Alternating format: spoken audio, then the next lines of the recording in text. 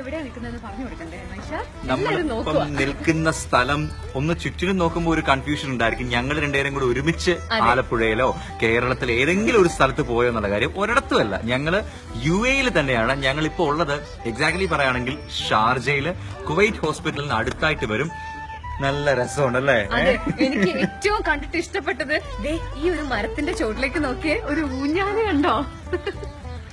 ഒരു പാടത്തിന്റെ നടുക്കൊരു ഊഞ്ഞാല്, പാടത്ത് കുറെ കോഴികളും താറാവും. അങ്ങനെ നമുക്ക് നാട്ടിൽ മാത്രം കാണാൻ പറ്റുന്ന ഒരു സുന്ദരമായ കാഴ്ച ഇവിടെ UAE-ല് ഷാർജയിൽ ഞങ്ങൾ കണ്ടിങ്ങനെ കണ്ണ് നിറഞ്ഞിരിക്കുകയാണ്. സത്യം പറഞ്ഞാൽ ഈ ഒരു മരുഭൂമി ഒരു സ്വർഗരാജ്യമാക്കി മാറ്റുകയാണ് ഈ ഒരു വ്യക്തി. ആ ഒരു വ്യക്തിയുടെ വില്ലയിലാണ് നമ്മളിപ്പോ ഉള്ളത്.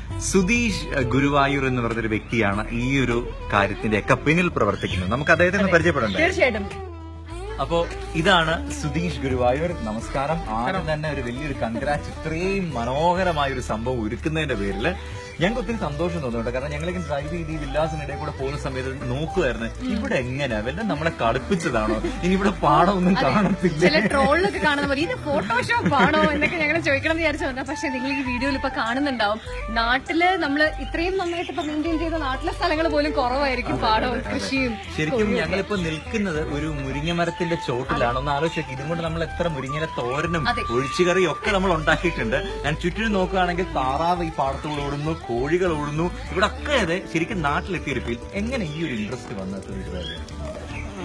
കൃഷിയോടുള്ള ഇൻട്രസ്റ്റ് 2000 മുതൽ എനിക്കുണ്ട് വന്നത്. ആക്ച്വലി ഞാൻ ഇലക്ട്രിക്കൽ എഞ്ചിനീയറാണ്, പഠിച്ചത് ഇലക്ട്രിക്കൽ. പക്ഷെ ഇവിടെ വന്നിട്ട് കുടുംബം വന്നപ്പോൾ ചെറിയ കൃഷിയിലോട്ട് ഇറങ്ങാനായിട്ട് ഒരു ആശയം. പിന്നെ ഇവിടുത്തെ വരുന്ന പച്ചക്കറികൾ അറിയാം, നമുക്ക് എല്ലാവർക്കും അറിയാവുന്ന വിഷാംശമുള്ളത്.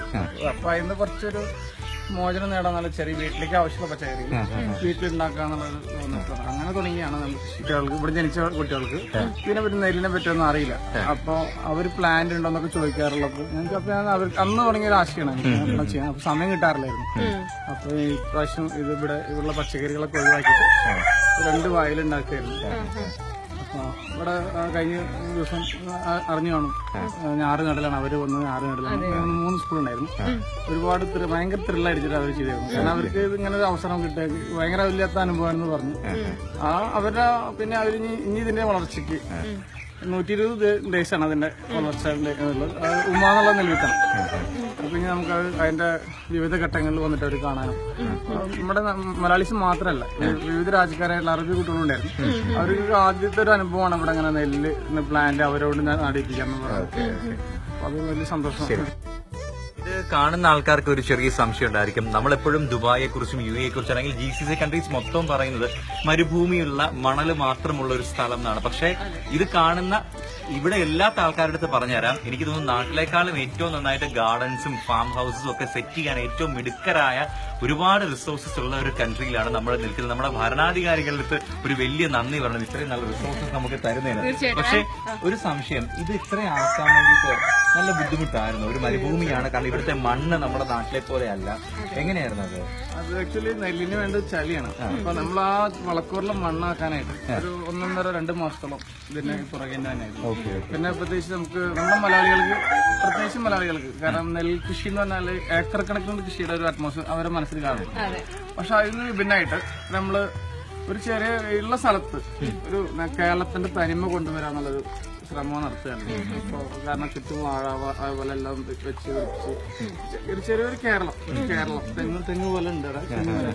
അപ്പൊ അത് അത്രേ ഉദ്ദേശം. അപ്പൊ ഇത് ഒരുപാട് 2 മാസത്തോളം ഇതിനു മുകളിൽ വയലുണ്ടാക്കാനുള്ള ഹാർഡ് വർക്ക് ആയിരുന്നു. അവിടുത്തെ പുറത്തെ വർക്ക് കഴിഞ്ഞിട്ടും ഹൈനസിന്റെ അടുത്ത് അത് വർക്ക് കഴിഞ്ഞു. പിന്നെ പുറത്ത് വില്ലാസ് കഴിഞ്ഞിട്ടും ഇവിടെ വന്നിട്ട് വൈകിട്ട് രാത്രി ചിലപ്പോൾ 12 മണി വരെ ഇരുന്നിട്ട് ഇങ്ങനെ ഓരോ പരിപാടി ചെയ്യാറുള്ളത്. ഇതുപോലൊരു ഊഞ്ഞാലൊക്കെ ആടണമെങ്കിൽ നാട്ടിൽ ഏതെങ്കിലും ഓണക്കാലത്ത് പോകേണ്ടി വരും. സത്യം. ഈ ഒരു എക്സ്പീരിയൻസ് തന്നതിന് സുധീഷ് ഗുരുവായൂർ ചേട്ടനായിട്ട് നമ്മളൊരു വലിയൊരു നന്ദി പറയണം. കാരണം ഷാർജയിൽ വന്ന് ഒരു പാടത്തിന്റെ മുകളിലൂടെ ഊഞ്ഞാലാട്ടുന്ന ആദ്യത്തെ RJ ഞങ്ങൾ മാറുന്നു. പറ്റണ്ടേ? ഉണ്ട്, നെല്ലുണ്ട്, കൃഷ്ണ തുളസി ഉണ്ട്, അങ്ങനെ ഒരുപാട് സംഭവങ്ങളുണ്ട്. ഇല്ലാത്തത് എന്താന്ന് കണ്ടുപിടിക്കാനായിരുന്നു പാട് ഞങ്ങൾക്ക്. സത്യം പറഞ്ഞാല് ഞെട്ടിയിട്ടാണ് ഞങ്ങൾ രണ്ടുപേരും നിൽക്കുന്നത്. കാരണം ഇത്രയൊക്കെ ചെയ്യാൻ പറ്റുകയെന്ന് വെച്ചാൽ, അതും ഇവിടെ UAE ചെയ്യാൻ പറ്റുകയെന്ന് വെച്ചാൽ ഇറ്റ്സ് എ ഗ്രേറ്റ് തിങ്. നമ്മൾ പല സമയത്തും സ്പെൻഡ് ചെയ്യുന്ന ടൈം ഒന്ന് ആലോചിക്കുക സമീറ. ഏതൊരു പാട്ട് കേൾക്കും, അല്ലെങ്കിൽ ഡ്രൈവ് ചെയ്യും, അല്ലെങ്കിൽ ഏതെങ്കിലും കോഫി ഷോപ്പിൽ പോകും, അല്ലെങ്കിൽ ഷോപ്പിംഗ് മാളിൽ പോകും, അല്ലേ കിടന്നുറങ്ങും. ഇതൊന്നും അല്ലാതെ ലൈഫിന് എന്തെങ്കിലും ഒരു മീനിങ് വേണം എന്നുള്ള കാര്യത്തിന് നല്ലൊരു എക്സാമ്പിൾ ആണ് സുധീഷ് ഗുരുവായൂർ എന്ന വ്യക്തി. ശരിക്കും റിയലി അപ്രീഷിയേറ്റ് ചെയ്യുന്നുണ്ട്. ഇത്രയും വലിയൊരു എഫേർട്ട്. അത്യാവശ്യം നല്ല പച്ചക്കറി വേണം, പിന്നെ ഈ പാടമൊക്കെ ഒന്ന് വന്ന് കാണണം. എങ്ങനെയാ ചേട്ടനെ കോൺടാക്ട് ചെയ്യാം? കോൺടാക്ട് ചെയ്യാം. 055 മൊബൈൽ നമ്പർ ആണെങ്കിൽ 055 178 4828. 1784828. പിന്നെ അതുകൂടാണ്ട് സുധീഷ് ഗുരുവായൂർ എന്നുള്ള ഫേസ്ബുക്ക് പേജ് ഉണ്ട്, അതുപോലെ പ്രൊഫൈലുണ്ട്. സുധീഷ് ഗുരുവായൂർ മെസ്സേജ് അയച്ചു കഴിഞ്ഞാൽ അല്ലേ? ഓക്കെ, അപ്പൊ കാണുന്ന ആൾക്കാരുടെ അടുത്ത് പറയാണ്, ഇത് ഒരു തവണയെങ്കിലും നിങ്ങൾ വന്ന് കാണുക. അവസാനം തിരക്കാകുമോ ഞങ്ങൾ ഇപ്പോഴത്തെ സന്തോഷമുണ്ട്. നിങ്ങൾ ഇവിടെ വേൾഡ് കപ്പ് ടീം വന്ന് കാണാനും ഇന്റർവ്യൂ നടത്താനും മനസ്സ് കാണിച്ചതിന് ഒരുപാട് സന്തോഷം. ഒരിക്കൽ കൂടി നന്ദിയുണ്ട്. ഞങ്ങൾക്ക് ഒത്തിരി ഒത്തിരി സന്തോഷമാണ്. സന്തോഷമുണ്ട്. Thank you so much. Thank you.